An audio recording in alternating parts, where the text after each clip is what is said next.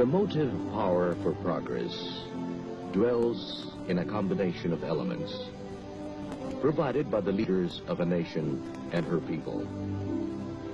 The dynamics of national development gains equally from the thrust of leadership and the commitment rendered by the people. President Ferdinand E. Marcos's decision in 1972 to dismantle the structures of representative government borrowed from the West marked a watershed in the Filipinos' voyage of self-discovery. Heading off the crisis of a secessionist movement, of rebellion and economic bankruptcy, he invoked the martial law provision of the Constitution on September 21st, 1972. To lead the nation on a new political course, he launched a revolution from the center. Proclamation 1081, which embodied a program of reformation for Philippine society, was a radical and far-reaching decision by one man to recast the destiny of the Filipino people. It was not for one man. The vision of the new society needed the common man and the common will to make it a reality. Martial history has demonstrated its need to create a new society. The achievements of the period attracted and gained respect as a peaceful means to revolutionize society, a developmental model that is instructive for the countries of the Third World. The massive drive for restoration of political stability and social order. Martial law, the purging of service, with a consequent enlistment of technical and administrative into government service. Reforms in national politics centered on the process of replacing the political institutions borrowed from the West with those more expressive of Filipino tradition and historic experience. The activation of 42,000 citizen assemblies called barangays draws its inspiration from the concept of the village council, which served as the basic political unit of the pre-Spanish Malay society. The barangay today, families formed in every village and city district, decide on national and local issues and are consulted by referendum. Barangay representatives, including youth groups, make up the Sangguniang Bayan, or local assemblies on the municipal, city, provincial, and regional. At the national level is the Batasang Pambansa, inaugurated on June 12, 1978. A national plebiscite held early in 1981, shortly after he lifted martial law, expressed support for a combination of presidential and parliamentary system, with Marcos as president and chief of state, governing with a prime minister. But the precept underlying the political evolution has remained constant, rooted for the poor as a priority. Various measures in the last 8 years have done much to revitalize Philippine economy. The National Economic and Development Authority, NEDA, supplied the development efforts with a planning vehicle, which revamped a sluggish bureaucracy and stirred it into action. NEDA centralized control and designed specific policies to spur overall growth and development, with a goal to ensure every Filipino's sustenance, to attack the causes of underdevelopment at the roots, mass poverty, and mass deprivation.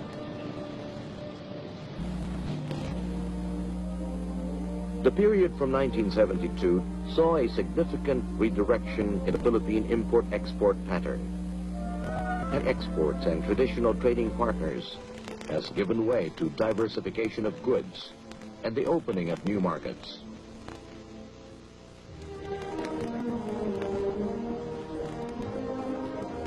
Major economic reforms paved the way for the improvement of the investment climate.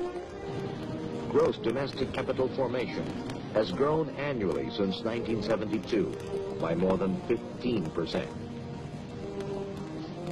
The expansion of foreign investments has enabled the generation of financial resources to meet the capital requirements for growth.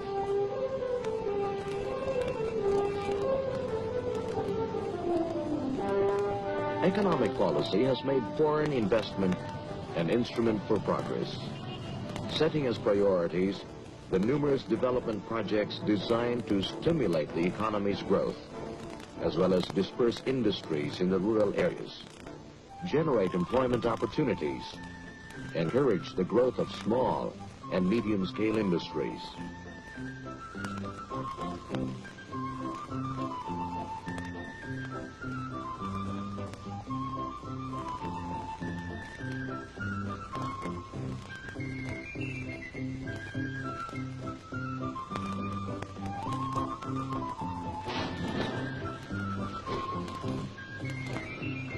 Recognizing the benefits of industrialization, emphasis has been laid on the development of new manufacture exports and on locating industries in various regions, especially through the creation of export processing zones. The industrialization policy has been boosted by an accelerated energy program, which includes the intensified exploration for oil and gas and other hydrocarbons, and thus confronting the problem raised by the energy crisis. New coal deposits, such as those in the island of Semirara, have yielded new possibilities for energy sources. Cagayan Valley, Bicol, Mindanao, and Samar are being tapped for geothermal sources. 8 geothermal units, or geothermal centers of energy, are now operational. 6 are being constructed. The country is now second only to the U.S. in volume of electric energy generated from geothermal sources. Construction of the biggest hydroelectric power plant has begun in Magat Isabela. Other non-conventional sources of energy, including marsh or surface gas, biomass or geothermal energy, and exotic plants such as hanga, which produces juices that can burn like gas, are being studied as alternative energy sources. At the same time, more rural households have gained access to electricity. In 1972, about 76,000 rural households were tapped onto electric power. By 1980, more than 1 million rural households were enjoying the amenities provided by electricity. Infrastructure as an index of progress is a dramatic reflection of development touching both urban and rural areas.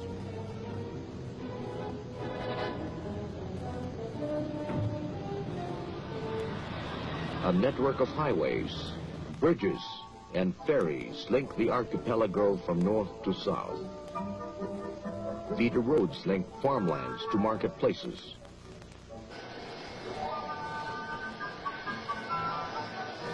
Improved port facilities have eased travel and transport by air and water.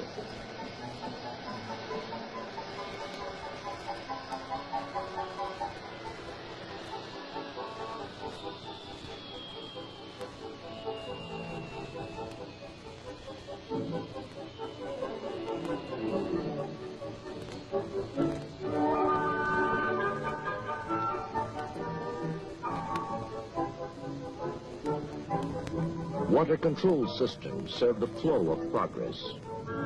Dams provide hydroelectric power and make fields more productive through irrigation.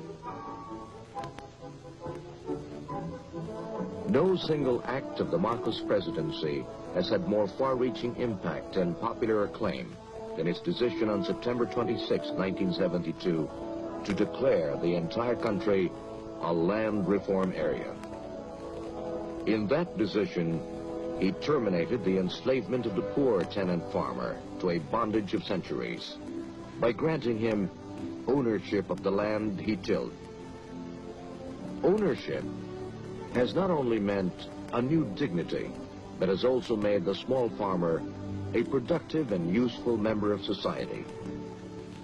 In line with agrarian reform, the President has propelled the country toward a revolution in agriculture. Self-sufficiency in rice is one shining symbol of the massive increments in agriculture and livestock production.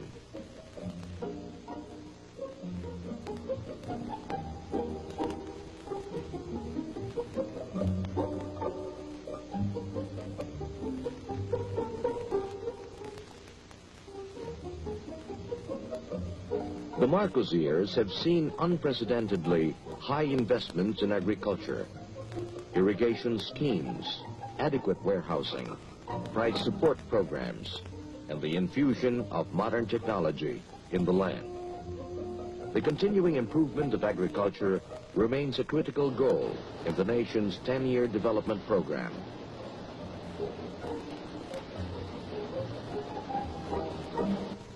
Primary health care programs, supported by the increase in the number of hospitals, and rural health centers, have improved health conditions in the country. Nutrition programs, which integrate various approaches of food assistance and nutrition education, have battled to overcome malnutrition among children.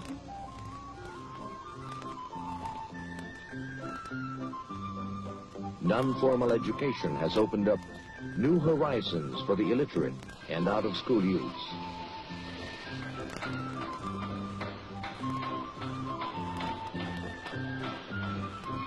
To assure the steady stream of productive opportunities, the National Employment Strategy has mobilized resources to create new job opportunities through skills training and the development of labor-intensive enterprises. The program targets families on the lower 30% of the income ladder. Under the new society, the workers' purchasing power have been propped up by minimum wage legislation to help redress the effects of inflation on the working class.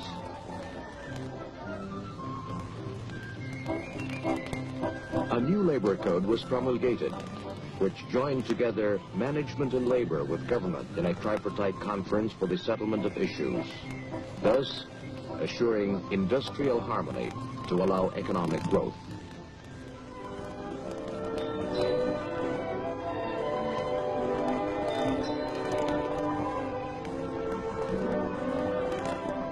The headlong rush for economic advancement did not overlook the totality of man and his felt needs. Along the political and economic revolution, the new society launched a revolution in human settlements, awakening Philippine communities to an awareness of their potential as self-sustaining units of society, aided by a concerned and caring government.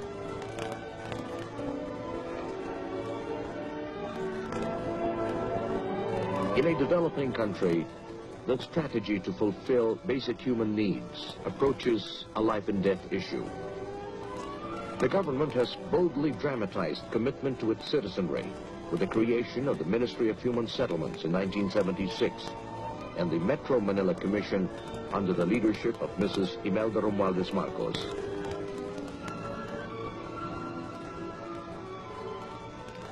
A program called BLISS, for Bagong Lipunan Sites and Services, has chosen the most depressed areas within each administrative region, province, city, or town as model communities to benefit 80,000 Filipino families.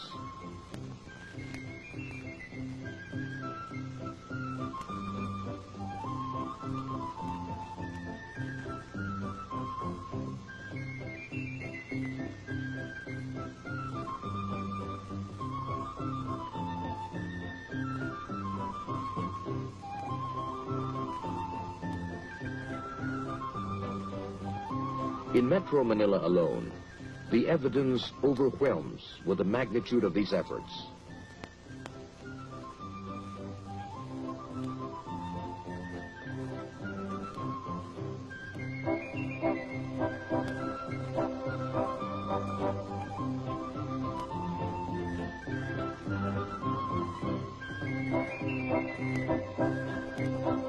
The building boom recast the landscape in towns and cities into a dramatic profile of progress and development. These advances in the economic field have been accompanied by achievements in the other sectors.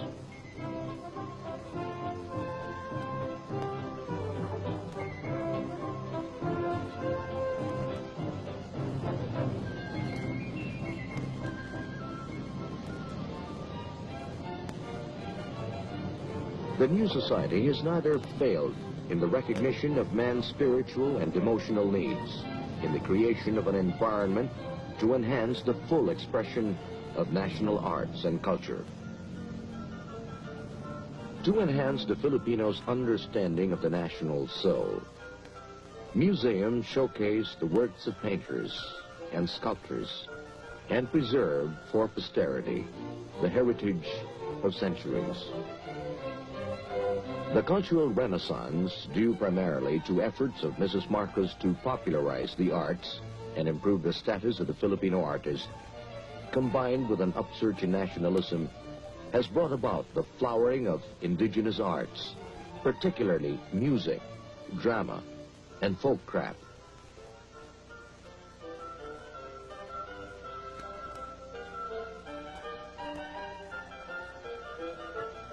The cultural center of the Philippines has served as a home to Filipino performing artists and has hosted world talents in music, dance, and theaters.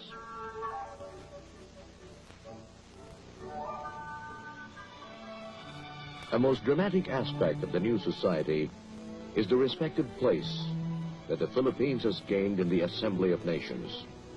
In the past, Philippine foreign policy was viewed and in fact served merely as a reflection of the country's special relations with the United States. Time has not yet come for you to lay down the heavy burden and responsibility of leadership in the free world, or for that matter, of the world.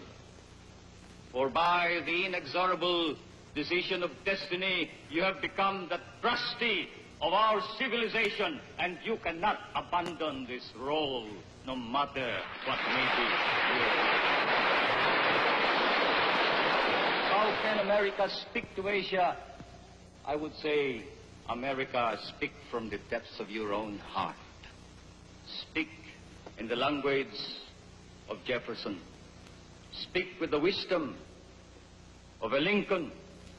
Speak with the compassion of Roosevelt, with the vision of Kennedy and the ringing challenge of President Johnson, when he said, "The peace that I seek is not a peace that means the absence of armed hostilities. For where men hunger and hate, there can be no peace. The peace I seek is a peace of conciliation, a conciliation of the communist states with their non-communist neighbors, between the rich nations and the poor, between the great and the small. This is the peace I seek. Can it come about? In all my heart, I think it can. We have far to go. We have far to journey." Addressed in these accents, America, Asia will listen to you. And confronted with these challenges, Asia will respond.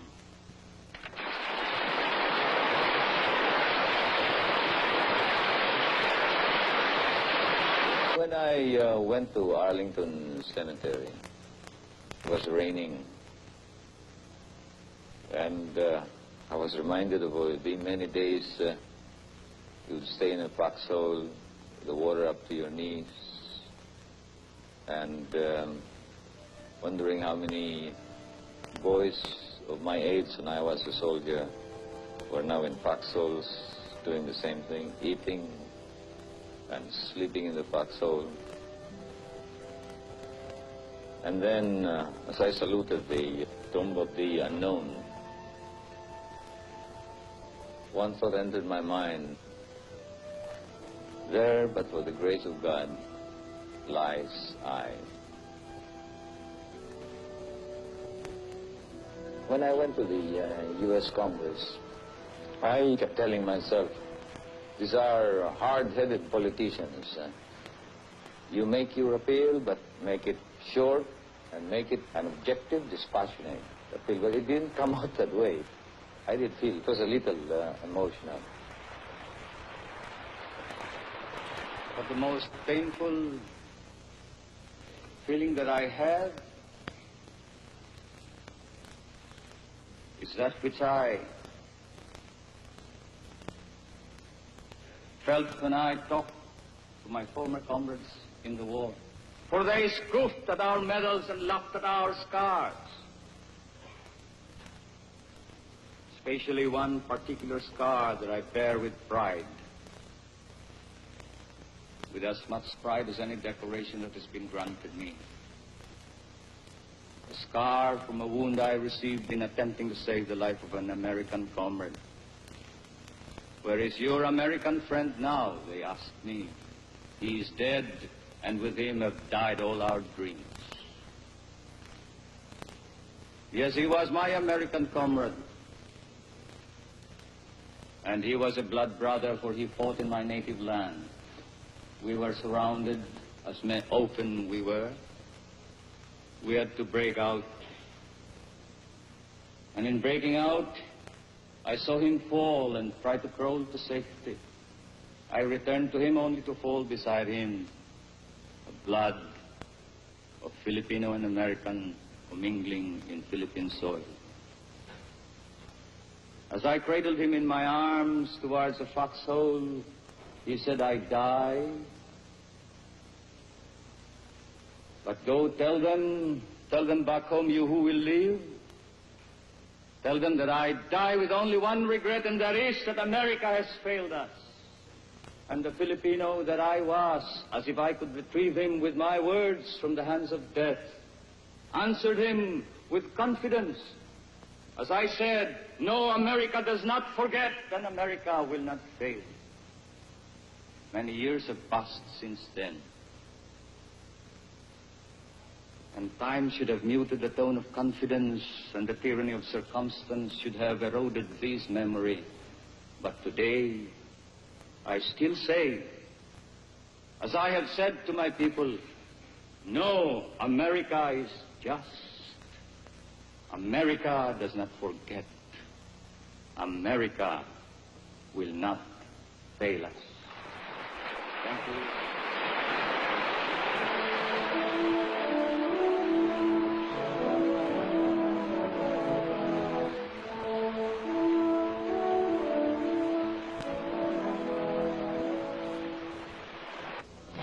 In the past 8 years, President Marcos initiated the successive changes in Philippine foreign policy, which drew the country out of the shadows of America into a position of near equidistance to all global powers. The Philippines' role in creating the Association of Southeast Asian Nations, the opening of ties with the People's Republic of China, the Soviet Union, and other socialist states underlined the government's determination to present a stance on international affairs that is at once ideologically independent, yet cognizant of the realities of world politics. Even as she reached out for the friendship and cooperation of as many peoples as possible, the country has resolved to pursue a self-reliant posture in regional and international forums. Today, the Philippines speaks not only for the aspirations of the Third World, but also for global issues of international peace and development, discussing these issues and recognizing them as the very same goals pursued for the common man in the new society. The progressive thrust of government sets a chain reaction. Government programs committed to human growth allows the individual to act within his environment and area of concern. And the interaction with his fellow citizens binds self with the community, reaching out beyond himself for the greater good of the nation. It is from such individual commitment, manifested through positive action, that a nation's leaders gain strength and direction.